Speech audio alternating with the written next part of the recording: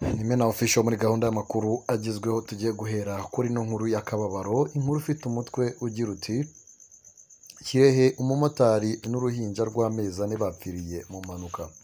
Polisi y'u Rwanda yasabye abakoresha ibinyabiziga kwirinda kunyuranaho nabi nyuma y'aho umushoferi w'ikamyo yanyuze kuri moto amapine y'inyuma akayigonga umumotari n'uruhinja rw'amezi 4 bagahita basiga ubuzima. Iyi mpanuka yabaye kuri uyu wa gatatu tariki ya 19/2025 mu mudugudu wa Rebezo mu kagari ka Ruhanga umurenge wa Kigina mu karere ka Kirehe. Umuvugizi wa polisi y'u Rwanda mu ntara y'Iburasirazuba SP Hamdun Twizeyimana yatangarije ikinyamakuru Igihe ko iyi mpanuka yatewe n'umushoferi w'ikamyo wagiye kunyura ku mumotari akamukozaho amapine y'inyuma.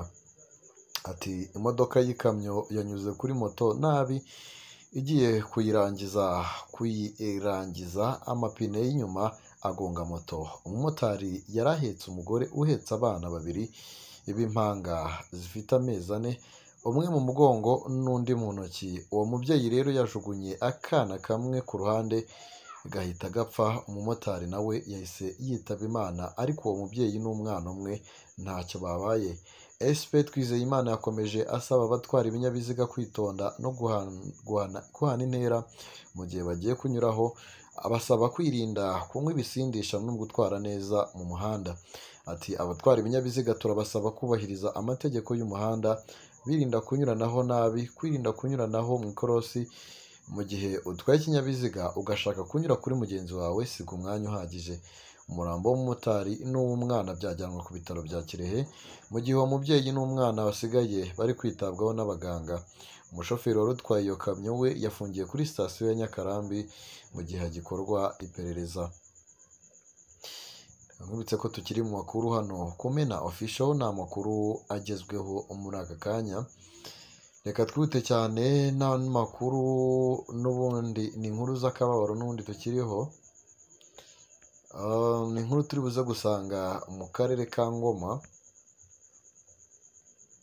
Inkuru n'ubundi iri mu karere ka Ngoma aho umugabo yishwe n'inzoga bamutegeye. Umugabo w'imyaka 33 wo mu murenge wa Gashanda ni mu karere ka Ngoma yategeye kunywa uducupa 7 tw'inzoga zizwi nk'ibyuma, ageze ku ka gatanu ahasiga ubuzima.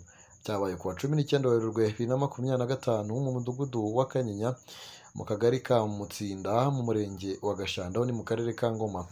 Uyu mugabo yategewe kunywa amacupa 7 y'inzoga kuko abo bari kumwe bemezaga ko atayamara, bamubwira ko nayamara bari bumwishyure. Yatangiye kuzinywa ageze ku icupa rya gatanu, aba aribwo amererwa nabi bamujyana kwa muganga birangira yitabye Imana. Umuyobozi w'akarere ka Ngoma Niyonagira Natali yavuze ko iby'umuturage wategewe kunywa inzoga z'ibyuma babimenye, ashimangira ko unywa inzoga nyinshi kubera intego aba ari gushaka kwiyahura. Yagize ati iriya nzoga iremewe kandi iranacuruzwa, ariko duhora dukangurira abantu ko banywa mu rugero. Ikintu cyose yewe n'umuti ukuvura iyo unyweye mwinshi waguhitana, n'ibiryo iyo uriye byinshi ukarenza n'ibibi. Turabasaba kwirinda intego nk'izi.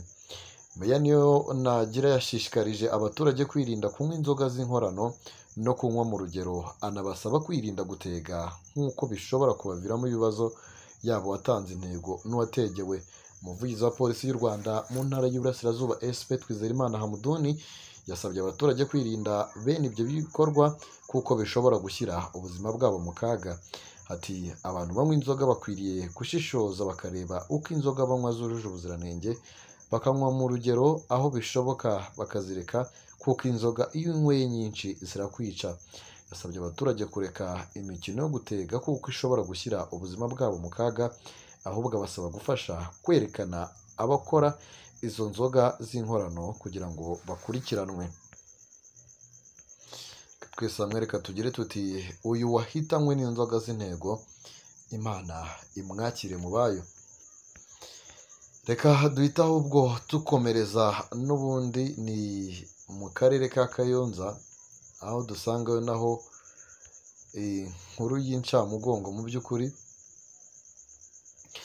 aho yishe umushumba we amuziza kwiriza inka ubusa. Umugabo w'imyaka 37 usanzwe ari umworozi mu karere ka Kayonza yatawe muri yombi n'inzego z'umutekano nyuma yo gukubita umushumba we inkoni mu mutwe akamwica amuziza ko yirije inka ubusa atazishakiye ubwatsi. Ibi byabaye ku mugoroba kuri uyu wa gatanu tariki ya 19 Werurwe 2025 mu mudugudu wa Nyakabungo ho ni mu kagari ka Juru mu murenge wa Gahini mu karere ka Kayonza. Umunyamabanga nshingwabikorwa w'umurenge wa Gahini Murekezi Claude yabwiye ikinyamakuru igihe ko uwo mugabo yakubise umushumba we w'imyaka 53 inkoni zo mu mutwe nyuma yo kumushinja kwiriza inka z'ubusa. Yagize ati ni umugabo w'umworozi wakubise umushumba we kubera ko yasanze inka ze zabwiriwe. Uwo mushumba akirirwa mu kabari bituma inka ze zirirwa ubusa. Yamukubise inkoni mu bice by'umutwe bituma ava amaraso menshi biza kumuviramo kwitaba Imana. Gitifu Murekezi yakomeje avuga ko uwo mugabo yahise atabwa muri yombi n'inzego z'umutekano. Kuri ubu akaba yanamaze gushyikirizwa inzego z'ubugenzacyaha kugira ngo akorerwe dosiye. Yavuze ko umurambo wa nyakwigendera wajyanwe mu bitaro bya Gahini kugira ngo akorerwe isuzuma. Ati ubutumwa rero twaha abaturage nuko twabashishikariza kureka kwihanira kuko n'icyaha inzego z'ubuyobozi n'iz'umutekano ziriho kugira ngo zifashe abantu. Ntabwo umuntu akwiriye gukoreshwa n'umujinya ngo yihanire kuko bituma wisanga mu byaha nyamara wakarize uwagukoshereje akaba ari bubihanirwa. Uyu muyobozi kandi yasabye abaturage kumva ko umuntu wese ufite igitinyiro nta muntu ukwiriye gutesha undi agaciro kugeza ubwo hari uwumva ko kuba inka zabwiriwe biruta ubuzima bw'umushumba we. Kugeza ubu uwo mworozi afungiye kuri sitasiyo ya RIB ya Rukara. Reka dusoreze amakuru yacu muri Repubulika Iharanira Demokarasi ya Kongo. Ni inkuru dusanga ifite umutwe ugira uti nanga wa AFC M23 yavuze ku biganiro byahuje Perezida Kagame na Tshisekedi. Umuyobozi w'ihuriro rya AFC M23 rirwanya ubutegetsi bwa Repubulika ya Demokarasi ya Kongo yagaragaje ko abarwanyi babo batazaha agaciro ibyanzuro yafatiwe mu biganiro byahuje Perezida Paul Kagame ndetse na Perezida Felix Antoine Tshisekedi mu gihe yaba atarakemura ibibazo byabo. Perezida Kagame na Tshisekedi bahuriye i Doha tariki ya 18 Werurwe 2025 bahuzwa n'ubuyobozi bw'ikirenga wa Emir wa Katari Sheikh Tamim bin Hamad Al Thani baganira ku mubano w'u Rwanda na Repubulika ya Demokarasi ya Kongo wazambye.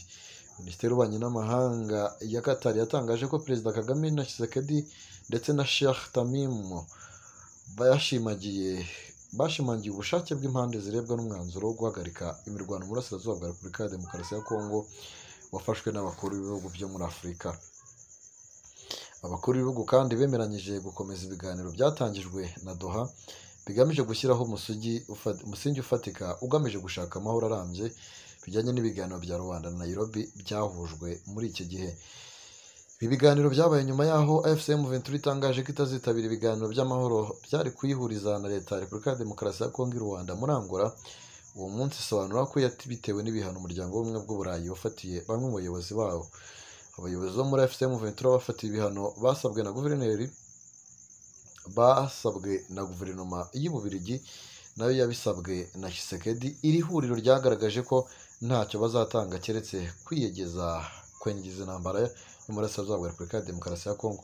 Mu kiganiro n'ibiro ntaramakuru Reuters kuri uyu 20 Werurwe Nanga yagaragaje ko ubutegetsi bwa Repubulika ya Demokarasi ya Kongo budashaka kumva ibyifuzo bya AFC M23. Ati ntacyo tugifite cyo guhomba, tuzarwana kugeza ubwo impamvu yacu izumvikana. Abarwanyi ba AFC M23 basobanura ko barwanira abanyekongo bakomeje kugirirwa nabi bamburwa uburenganzira bw'ubwenegihugu barimo abavuga Ikinyarwanda cyane cyane mu bwoko bw'Abatutsi.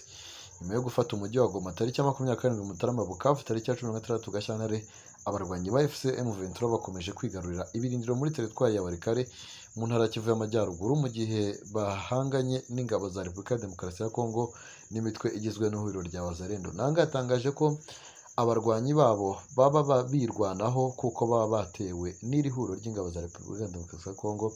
Ateguza ko mu gihe bakomeza guterwa bazakomeza kurwana kugeza bakuyeho byose byabangamira umutekano wabo.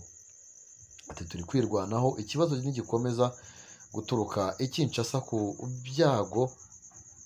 ku bw'ibyago tuzahatirizwa kugenda tugikureho kubera ko Kongo ikwiye ibyiza. Nanga yatangaje ko AFC M23 nta makuru arambuye ifite ku byaganiriweho ubwo Perezida Kagame na Sheikh Tamim ndetse na Tshisekedi bahuriraga i Doha. Agaragaza ko niba bitakemura ibibazo byabo bazavuga ko batabareba. yagize ati ntaho ibyabereye i Doha mu gihe tutabifiteho amakuru arambuye kandi mu gihe bitakemurira ibibazo byacu tuzavuga ko bitatureba. Tshisekedi yatangaje ko yifuza kugirana na Leta Zunze Ubumwe za Amerika amasezerano y'ubucukuzi bw'amabuye y'agaciro kugira ngo iki gihugu gikomeye kizashyire ku gitutu imitwe yitwaje intwaro kinabafashe kubaka inzego z'umutekano zabo. Umuyobozi wa FCM23 avuze ko mu gihe Amerika yakwemera aya masezerano yaba idatekereje neza kandi ko niyemera abanyekongo bazafunga inzira y'ubugambanyi no kubatenguha nk'uko kubifitiye uburenganzira nk'abenegihugu. Reka dusoreze aha ngaha rero amakuru twari twabateguriye tubabwira ngo mukomeze munogerwe n'ibiganiro dukomeje kugenda tubagezaho. Ciao ciao.